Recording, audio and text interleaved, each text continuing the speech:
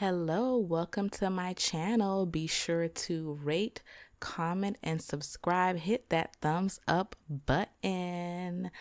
Hey, I'm back. Today we're going to be talking about how relationship gurus, honey, just want your money. And I just want to jump right into this, y'all. I used to buy the books. I used to drink the Kool-Aid. I was at every singles conference at one point years ago.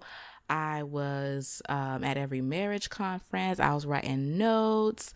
I was just really trying to learn how to be a good wife, how to be a great girlfriend, how to do all that good stuff. And then I stopped drinking the Kool-Aid because I noticed that there was an agenda that was being set, and I was the only one out of my friends that saw it. And I stopped going to a lot of the conferences. I stopped going to a lot of those things. The reason I stopped going was because I felt like a lot of the relationship gurus that I saw. Okay, let me first say this. There are relationship gurus that have a heart for women. They really indeed love women and they just want them to do better and to love who they're with, and so that they can have a great relationship. There's great matchmakers and people out there, but this is not about them. You know what I mean? This is about the people that just want to make a buck, and their whole agenda is keep telling women that something is wrong with them and they have the cure, right? And that they have the cure. So if they write books and they sell these things and they have these huge things, women are going to come. And I can tell you, when I did go to these conferences, there were no men there. Even though it was a singles conference open to everyone, the only single men that were there were not single because their girlfriends brought them. Okay. Or they were in relationships, or they were married and their wives brought them. Men were not coming out in droves, like by themselves, to come to write notes on how to be a great husband one day. That was not happening. If there were men in the building, it was because they were the IT person, they were the camera guy, they were working. That was the only reason why they willfully came to this event. And so I realized a lot of the pastors, a lot of, these relationship gurus only were telling women what they needed to do. They were policing women. Oh, this is what you got to do to get a man. This is what you have to do to keep a man. They were talking about those things. However, a lot of them were not targeting men. A lot of them were not teaching men how to become, husband material. Right. And it just really started getting under my skin. It started triggering me. Like, I would leave certain conferences feeling heavy, like feeling beat down, as opposed to feeling uplifted like I did in the past. So I want you to be aware of the relationship guru that was a former player. He was a dog back in the day, and now he's trying to make a buck by telling you the game. Instead of telling men to stop playing the games and telling men to man up, he's telling them, he's telling you as a woman to learn the game and play the game and do all of that. Another relationship guru that you need to beware of is the relationship gurus that do not hold men accountable. They're subscribing to the, men will be men, boys will be boys mentality. They're not trying to stop it. They're not trying to change it. Another one is, they never ever call men out on their stuff. They're not holding, black men accountable. They're blaming black women, for everything in the relationship. They're blaming black women for their choice. And I do agree, we do need to choose better. But as this man who is woke and wants to see black love, why aren't you teaching other black men on how to be husband and boyfriend material so that, we could have substantial men to date? No.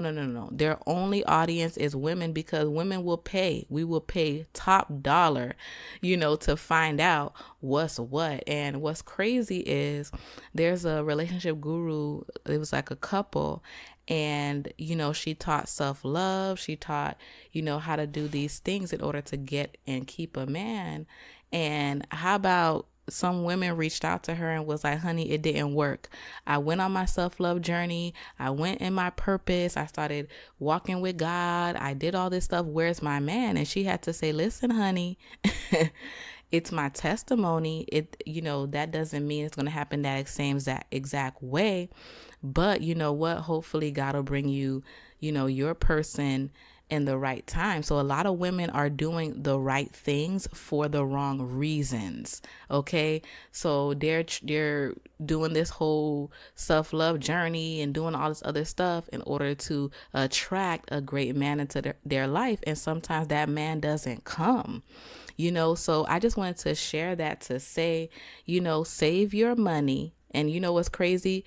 You probably read enough books that you could write your own book on what it is to get a man into your life, because there's a lot of women that are doing it. Oh, well, you have to be approachable. Oh, y'all staying at home and y'all not going out. That's why you're not getting a man, or you're too picky, or you're too this. And a lot of women have lowered their standards. A lot of women have gone out, smiling, all fake smiles, trying to be approachable, and this person is not coming. And that's all they're selling. They're not telling you anything new.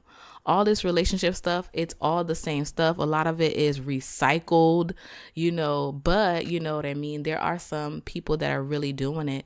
And even in the church, there's a lot of people that are not holding men accountable for anything. They're not holding men accountable for anything. They're telling women, be modest, don't be a stumbling block, which I agree. We do have to be modest, but they're not telling men to stop following, these IG models online. They're not telling men to put the pornography away. They're not telling men to, hold a higher standard in God. So those are some people that you need to be aware of. If the relationship guru is not holding men accountable, they're not reaching out to men, they're not writing books for men to become better. They don't have any messages about how men need to come up higher, but they're only targeting women. It's all our fault as to why the black relationships, are falling, but it takes two. So you cannot just teach one person how to be in a successful relationship and you're not training the other person.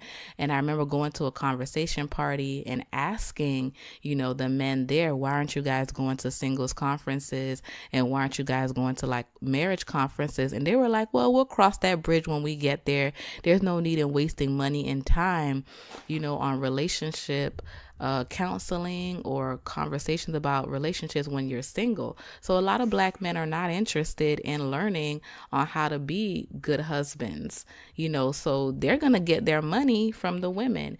And again, it's not everybody, but I notice, ladies, if y'all keep drinking this Kool-Aid, you're going to be broke, trying to learn what you need to learn. I think it's great to develop communication skills. I think it's great to learn how to coexist in a relationship and be the best person that you need to be in a relationship.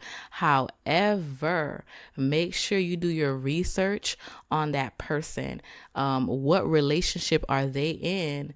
What history do they have to tell you? Stop giving these former players and these dogs your money. They ran through women their whole life, and then they woke up and had an aha moment and they married somebody. All of a sudden, boom, you're paying them millions of dollars in order to teach you how you could get a player yourself. It's crazy because that's who they're teaching you to get. You know what I mean? So think about that before you're spending all this money on these relationship gurus and their advice. So more videos to come. Stay tuned.